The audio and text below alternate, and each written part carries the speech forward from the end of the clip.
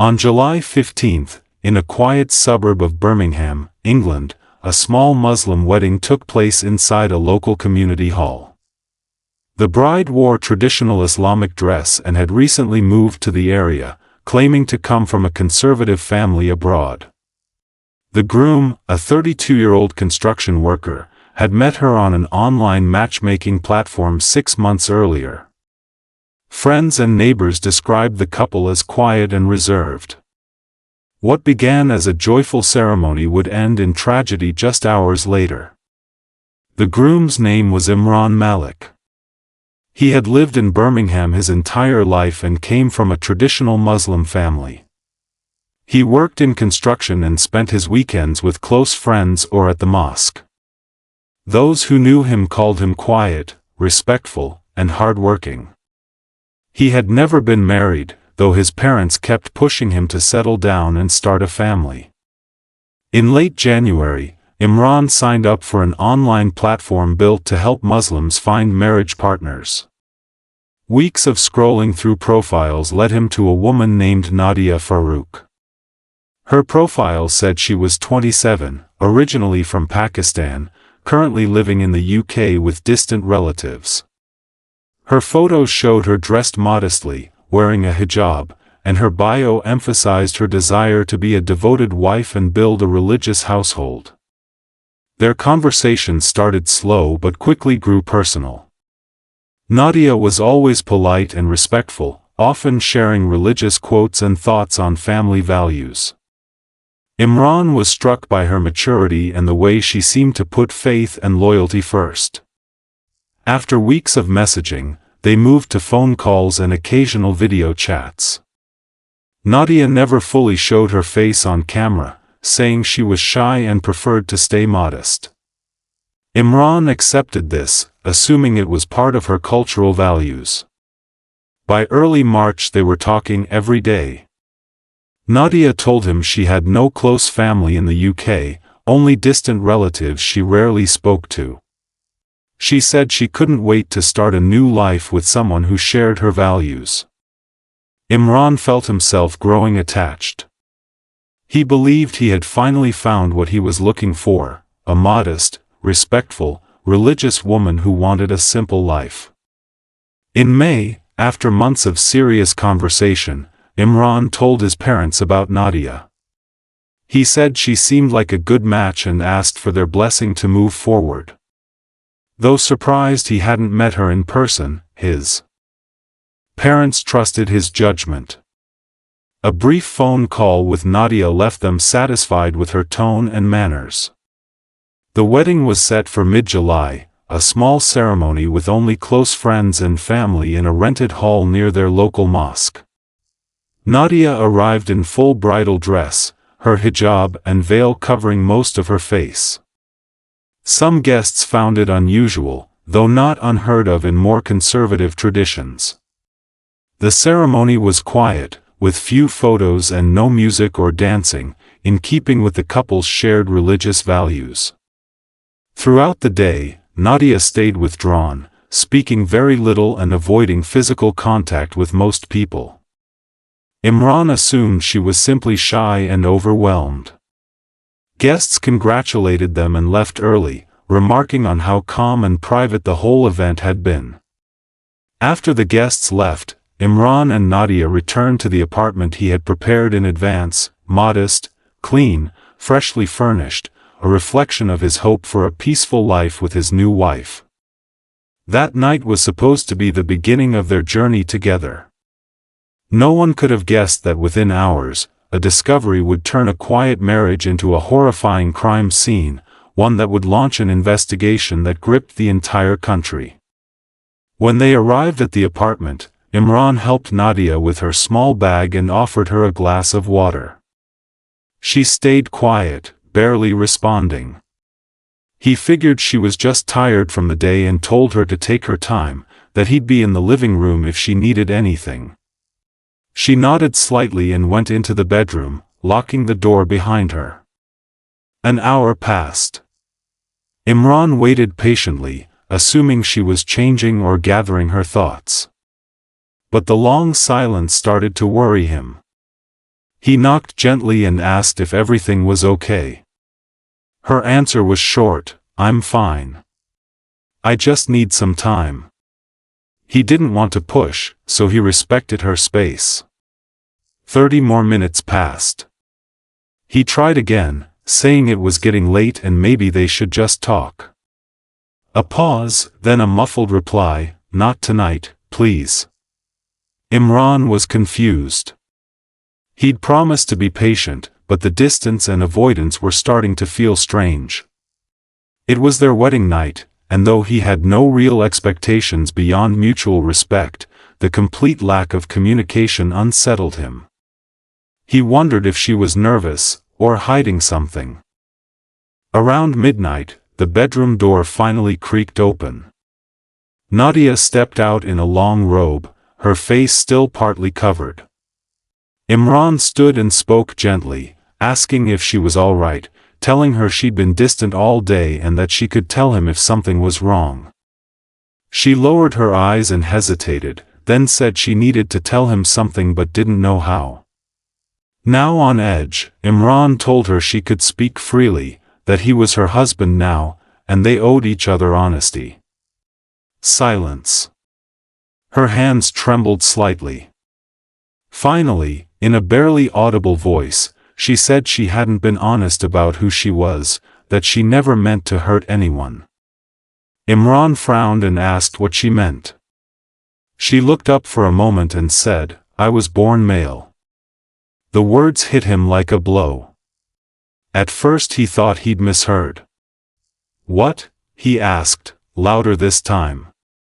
"I'm transgender," she said. "I transitioned a few years ago. I was afraid to tell you.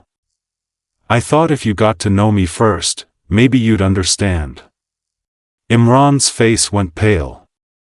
He stepped back.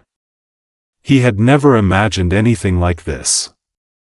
Raised his whole life in a conservative community, marrying someone who had transitioned wasn't just shocking to him, it was unthinkable. He stared at her in disbelief and asked why she hadn't told him before the wedding, his voice shaking. Nadia answered quietly that she'd been afraid, that she had already lost people because of it, that she'd hoped maybe it wouldn't matter if he truly loved her. Imran's reaction grew more intense. His voice rose. "This wasn't about love," he said. She'd lied to him. She'd let him bring his family into this. She'd let him stand before God and make vows built on a lie. Nadia began to cry, saying she never meant to hurt him, that she just didn't know how to say it. Imran paced the room, running his hands through his hair, anger, confusion, and shame all crashing over him at once. He couldn't process what he'd just heard. He shouted that she'd let him believe something that wasn't true, that she'd trapped him. Nadia tried to calm him, insisting she was still the same person, that she wasn't trying to deceive him. But her words only made things worse. Imran felt betrayed on a deeply personal level. To him this wasn't just a secret, it touched his identity, his reputation, his faith. In that moment, his emotions took over. What happened next would become the foundation of a criminal investigation. The quiet apartment was about to become a crime scene. Neighbors would hear screaming, followed by a loud crash, then silence. By morning, police would arrive to find a body, and a shaken, bloodied man sitting on the floor, still in shock. The confession he gave in the hours that followed would show just how quickly a moment of truth turned into a fatal decision. A neighbor called police just before 6 a.m. after hearing loud shouting the night before, followed by what sounded like something heavy hitting the floor. At first the neighbor hadn't thought much of it, arguments between couples weren't unusual in the building. But when the noise didn't stop and no one came in or out of the apartment the next morning, the neighbor grew concerned and called it in. Officers arrived, knocked several times, got no answer, and used a spare key from the building manager to enter. Inside they found Imran Malik sitting on the floor near the entrance, his hands covered in blood, his eyes wide, clearly in shock. There was no weapon in his hands, but clear signs of a struggle. Asked if anyone else was inside, Imran quietly pointed toward the bedroom and whispered, "She's in there." Officers found Nadia Farouk's body face down near the bed, bruising visible on her neck, arms, and face, dried blood near her mouth and nose. Paramedics were called immediately, but she had been dead for hours. The medical team confirmed she died from blunt force trauma and internal bleeding, the bruising pattern showing she had been struck repeatedly. Imran was arrested on the spot and didn't resist. At the station he mostly stayed silent, only saying he hadn't planned it, that he didn't know what he was doing. The lead detective noted he seemed emotionally shattered but physically stable, with no signs of drugs or alcohol. Investigators combing the apartment found blood in several spots in the bedroom, a shattered glass fixture, torn pieces of clothing. Nadia's belongings were minimal, suggesting she'd only recently moved. Among her things, prescription medication and identity documents showing her legal name had been changed, while older medical records confirmed she'd been assigned male at birth. Imran's parents were notified and rushed to the station. His mother wept, asking again and again what had happened and why. His father, though stunned, tried to stay composed, insisting his son had never done anything violent, that there had to be some misunderstanding. But as the facts came together, it became clear Imran had confessed to the killing. Detectives reviewed messages and call records confirming the relationship had gone on for over 6 months. They also found Nadia's activity in private support groups for transgender people, where she'd written about her fear of being rejected, attacked, or harmed if her identity were ever exposed. News of the case spread fast.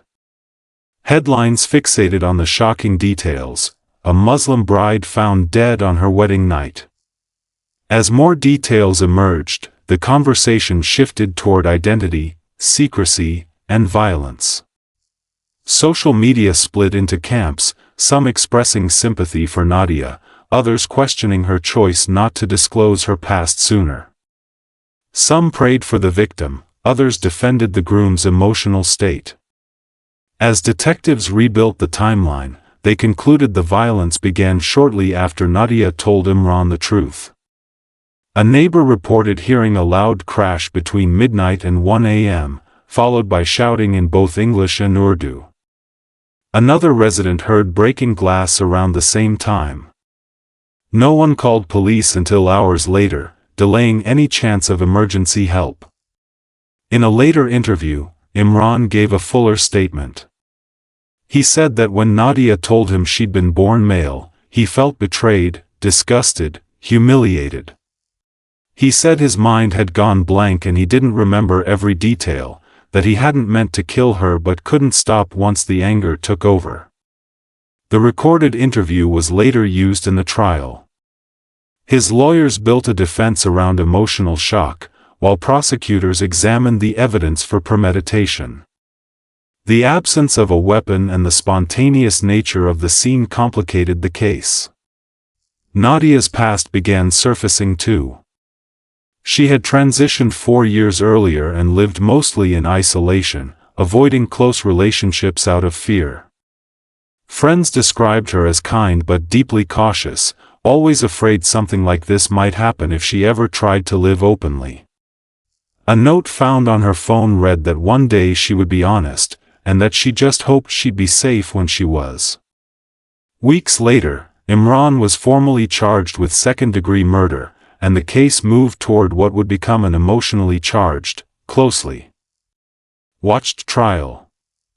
The trial opened 3 months after the killing at Birmingham Crown Court, drawing heavy media attention from day one. The courtroom filled with reporters, members of the public, and representatives from both LGBTQ+ and religious advocacy groups. The judge repeatedly called for respectful conduct, reminding everyone that the courtroom was a place for legal process, not public debate. Imran, dressed plainly, stayed mostly silent through the proceedings, charged with second-degree murder and manslaughter. His defense argued the killing wasn't premeditated, framing it as a psychological breakdown triggered by shock, fear, and confusion in the moment he learned Nadia's identity. The prosecution took a firmer stance, arguing that even if the act wasn't planned in advance, Imran had ample opportunity to walk away, de-escalate, or seek help once he felt overwhelmed. Instead, they argued, he chose violence, and it turned brutal and fatal. The prosecutor told the jury plainly that shock is not an excuse for murder, that Imran took a life that night and that choice carries consequences. The court reviewed crime scene photos, forensic results, autopsy findings, and recordings from neighbors who'd heard the attack. The autopsy showed Nadia suffered multiple blunt force injuries to her torso and head, and that her death hadn't been instant, evidence the prosecution used to argue Imran had continued the assault even after she was severely injured, showing sustained force. Jurors also heard Imran's recorded police confession, in which he admitted he'd been angry, felt deceived, and hadn't been thinking, just acting.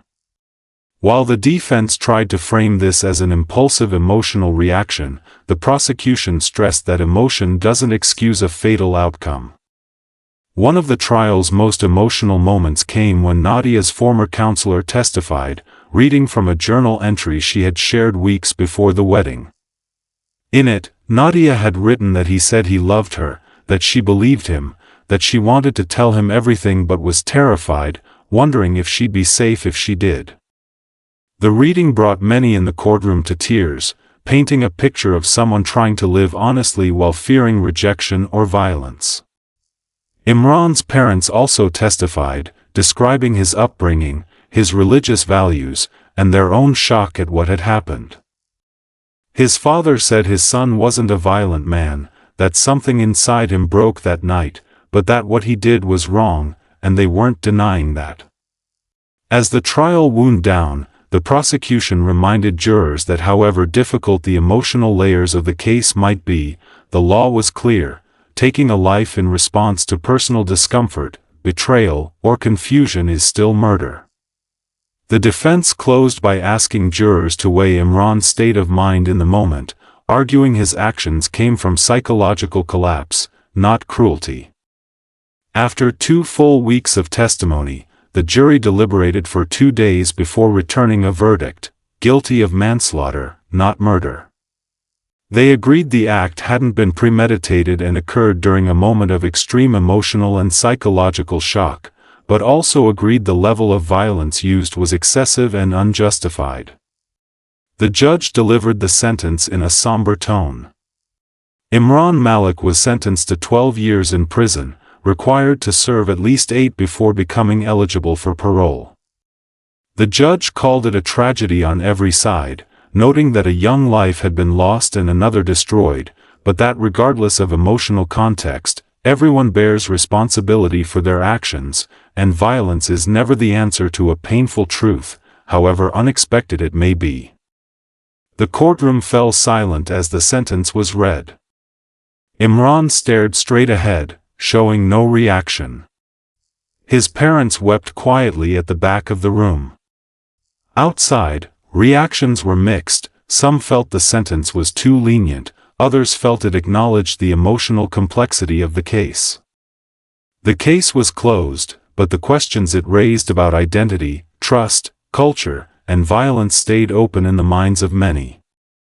After the trial and sentencing, both families returned to their separate lives under the weight of intense public, cultural, and emotional pressure. The case's impact reached far beyond those directly involved, rippling through the wider community in Birmingham and across the country. Imran was transferred to a Category B prison near the city. On intake, staff noted his subdued behavior and quiet demeanor, initially placing him under psychological monitoring due to concerns raised during the trial about his emotional stability. Prison psychologists reported he showed no anger and never denied responsibility, staying mostly silent or showing signs of guilt and depression. He requested books from the prison library, mostly religious texts and biographies, and took part in several support group sessions within the system.